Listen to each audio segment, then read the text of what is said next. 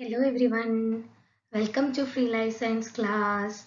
Today we are going to study a topic about segment polarity genes. Basically it is a segmentation genes and we have completed the other segmentation genes in the previous videos. Okay, let's move into the segment polarity genes. I am Purnima. Once again, I welcome all of you to my.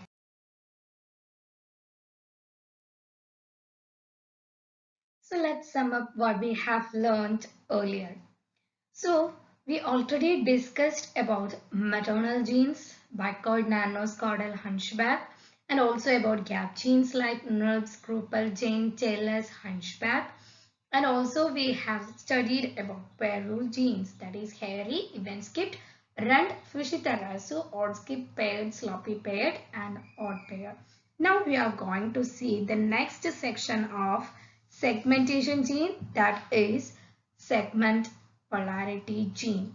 Okay, if you want to watch that video, I will include the link in the description box so that you can go to that lecture videos also. Okay, let's move into the segment polarity. So what is segment polarity genes? We can look on it. Okay, so please look on this image. This image, we already discussed this image in the previous video lecture. Here there are certain patterns that is formed as a result of pair role genes and it look like a zebra stripe pattern, isn't it? Yes. So already the patterns are formed. The segments or the parasegment is formed. Now the next is that the anterior posterior polarity should be assigned to each segment or parasegment. It is the duty of segment polarity genes. So the pair gene activates the transcription factors which will activate the segment polarity genes. Once the segment polarity gene is activated, it have a lot of function inside the embryo. If there is a loss of segment polarity gene, it means that our embryo will be defective. Okay. So once the cells form, so we know that there is division that is taking place when the embryo is developing. So once the cell begin to form, there will be interaction that is taking place in between these cells through signals or certain proteins which help or act like signals, and these interactions are mediated by segment polarity genes. Okay, these interactions are mediated by the segment polarity genes. Mainly there are two types of segment polarity genes. There are two functions of segment polarity genes. A first main function is that they reinforce the parasegmental periodicity established by the earlier transcription factors. Although the earlier transcription factor means the transcription factors that is synthesized from the pair role genes. Although they assigned the patterns in the embryo, but the segment polarity gene strengthens that pattern formation. This is the first function of the segment polarity genes. A second thing is that through this cell-to-cell signaling, the cell fates are established within each parasegments. So the cell fate is established. You know that what is cell fate. So the cell fate is established within each parasegment by the help of segment polarity genes. Okay, so let's move into.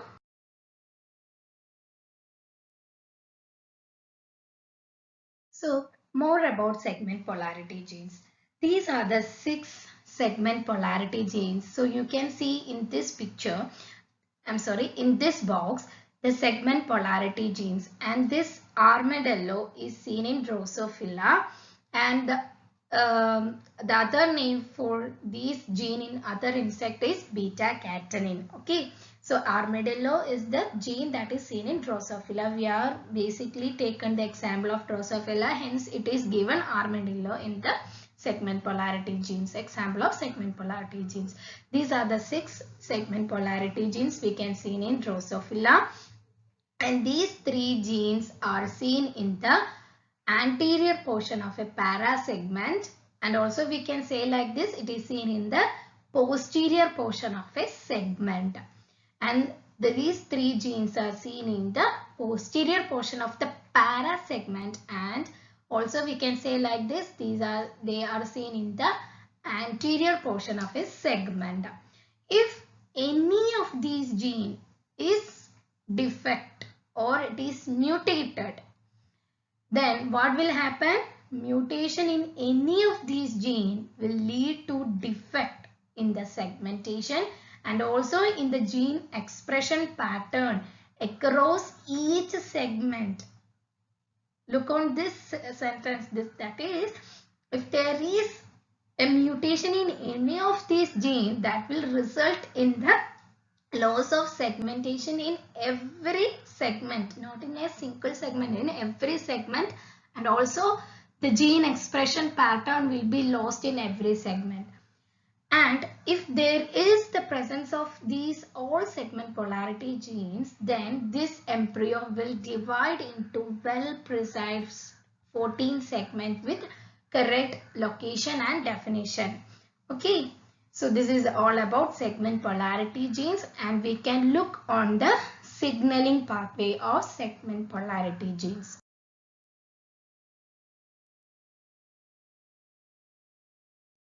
So here you can see that this is the segment and this is the parasegment, and these are some of the cells that expressing the segment polarity gene. So this cell will express Winkler's gene and this cell will express engrailed. So we are going to only discuss about these two cells, that is Winkler's expressing cell and engrailed expressing cell. We can look on another diagram and clearly describe about cell signaling or cell-cell interaction between these Winkler's and engrailed cells, how this interaction is taking place. Okay, let's move into the next diagram.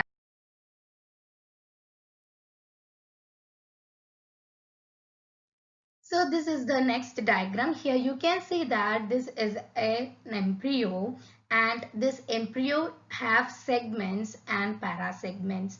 Okay, I will zoom up this portion so that you can clearly understand that. So you can see that there are some parole genes that is shown in the parasegments of the embryo, isn't it? You can see. Okay, I hope you are able to see this picture. So here you can see some of the parole genes that are expressed in each of the parasegments. That is even skipped, runt, sloppy paired, then Fushitarasu, odd skipped, odd paired, again another segment with parasegment with even skipped, runt, then sloppy paired, again Fushitarasu, odd skipped, odd paired. Likewise, it is divided. This is parasegments, and you can see this is a portion of segment. Okay, so this is the cell that expressing the segment polarity genes. Okay, so some cell express engrailed expressing cell, some are Winkler's expressing cell. How this engrailed or Winkler's is expressed? So we can look on it. So these are some points you must know about this. Then only you can understand the cell signaling. So the first point is the engrailed expressing cell will only express if there is even skipped, higher concentration of even skipped or higher concentration of Fushitarasu is present. Okay, if even skipped is present, here engrailed is seen. Here Fushitarasu is present in this parasegment, so that you can see engrailed. Again in this even skipped is present, so that you can see engrailed cell. Again here you can see Fushitarasu, you can see engrailed cell. But if you look on other cell, here you cannot see engrailed cell. In this picture, in this cell there is no engrailed expressing. Why? Because if there is a presence of runt or a sloppy paired or odd skipped, if these three genes are present, then they will repress the engrailed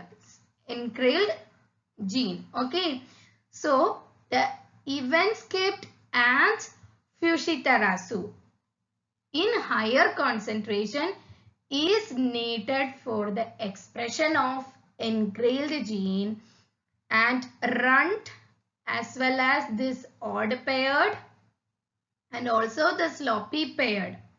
The sloppy paired is a repressor of engrailed gene. Okay, so they are the repressor of engrailed gene. So in this area there is no other genes like runt or sloppy paired, hence engrailed is present here. But in this area the runt is seen, that is the engrailed is not expressed there. Okay, I hope you understand about this. And now look on to the Winkless expressing cell. So where you can see the Winkless expressing cell? Winkless expressing cell is seen only at the sloppy paired gene expressing region. Okay, so this Winkless is expressed only where the pair rule gene, that is sloppy paired, is seen, and they will not be seen in that region where even skipped or Fushitarasu is active. So neither the even skipped or Fushitarasu is active, then Winkless can express, but there should be sloppy paired gene in that region. Okay, so wherever you can see sloppy paired or odd paired, there you can see Winkless expression. Okay, these are all about Winkless and engrailed expression of cells. So always remember that engrailed will be only expressed if there is a higher concentration of even skipped or Fushitarasu, and they will not present in the cell which have runt, sloppy paired or odd skipped genes. Okay.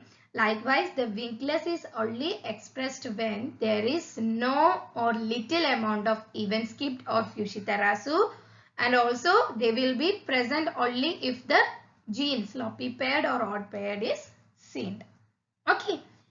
So this is all about engrailed and Winkless. And one more point regarding engrailed is that engrailed protein is seen in 14 stripes across the anterior posterior axis of the embryo. So we can see engrailed protein in 14 stripes. If there is Fushitarasu, a deficient embryo, if there is a Fushitarasu deficient embryo, then this engrailed will be seen only in 7 bands. Remember this point. If there is no deficiency in this Fushitarasu, everything is normal, then you can see this engrailed protein is expressing in 14 stripe. But if there is lack of Fushitarasu, then you can only see this engrailed gene in 7 bands. Okay. And the Winkless marks the posterior compartment of the segment. I already said that this is the segment and this is the anterior portion and this is the posterior portion of segment. If you take a parasegment, this is the division of parasegment likewise. So this is the anterior portion of the parasegment and this is the posterior portion of the parasegment. So if one gene, if you say for example the Winkless marks the posterior portion of a segment, means if it is the Winkless is seen in the posterior part of a segment, means it is present in the anterior portion of the parasegment. I already discussed this in the slide 1. That is, we said that the Winkless and incubators, interrupters and patched are seen in the anterior portion of a parasegment. That means they are seen in the posterior portion of the or posterior compartment of the segment. Okay. Likewise, the engrailed is seen in the anterior portion of a segment and posterior portion of a parasegment. Let's move into the pathway. So we can explain this pathway. Okay. So let's move into next diagram so that you can clearly understand this. So I think you can clearly see this diagram. Here you can see that there are certain cells that express Winkler's and some cells express engrailed. So we are going to learn about some point regarding these two cells, that is the Winkler's expressing cell, that is this cell. The Winkler's expressing cell have patched receptor in them. Okay, the Winkler's expressing cell have patched receptors in them and they will secrete some protein called Winkler's. This protein is known as Winkler's. This Winkler's protein only binds to a frizzled receptor. Okay, this Winkler's protein only binds to the frizzled receptor. This frizzled receptor is seen in the engrailed expressing cell. Okay, this frizzled receptor is seen in the engrailed expressing cell. And this engrailed expressing cell will release certain proteins known as hedgehog. Okay, they will release certain proteins known as hedgehog. This hedgehog will only bind to the patched receptor. We know that the patched receptor is seen in the Winkler's gene. So this is a basic idea of the proteins. Now we can discuss about the signaling pathways. Okay.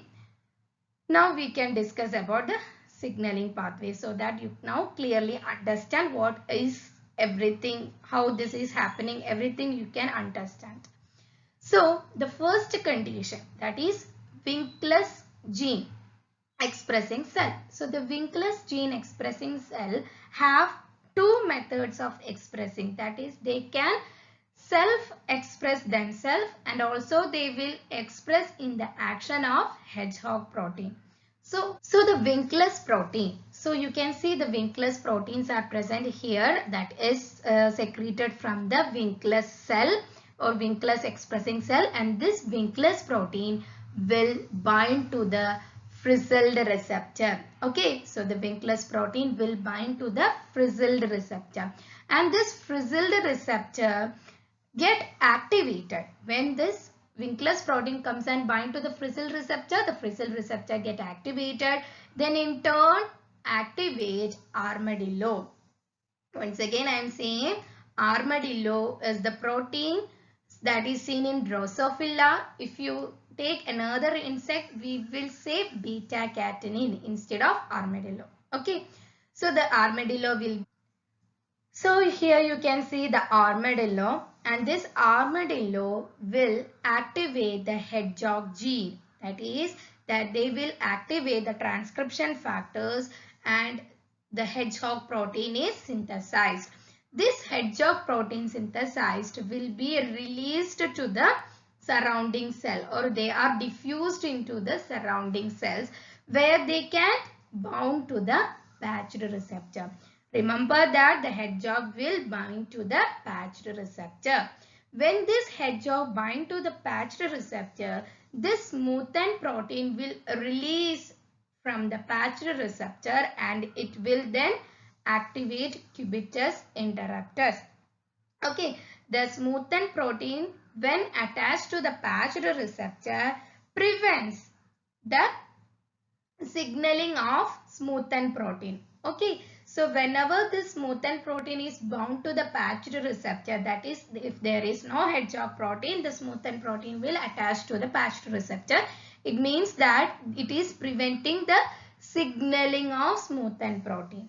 So if the hedgehog protein will comes and bind to the patched receptor, the smoothen protein will ready to give signal and it will activate cubitus interruptus, and this cubitus interruptus will help in the transcription of Winkler's gene. This Winkler's gene again secrete Winkler's protein. Okay, so this is the expression of Winkler's and engrailed expressing cell. So once again I will summarize each of these steps so that you can clearly understand about all of these steps. Okay, so the Winkler's protein is secreted from the Winkler's cell and it diffuses to the surrounding cell.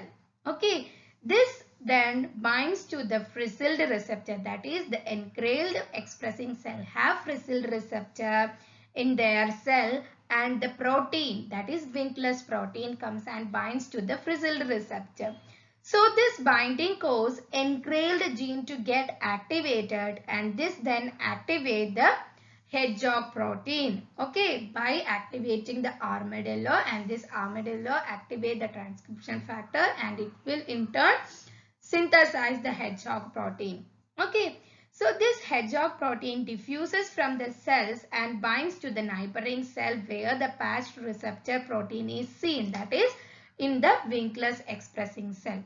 This hedgehog protein, this will help in releasing the smoothen protein, that is the smoothen protein then give signal to the cubitus interruptus, and this cubitus interruptus then will help in the transcription of Winkler's, and it will again synthesize or secrete the Winkler's protein. Okay, so this continuous expression of this Winkler's and engrailed is maintained by the interaction between the engrailed and Winkler's expressing cell.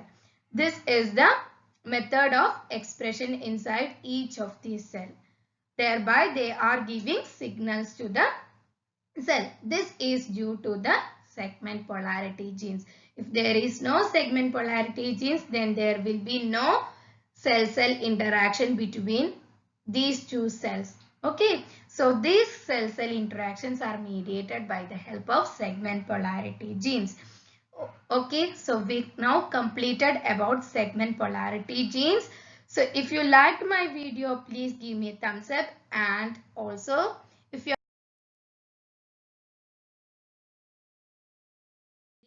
you can also click on the bell icon so that you can get notifications when I upload new videos. So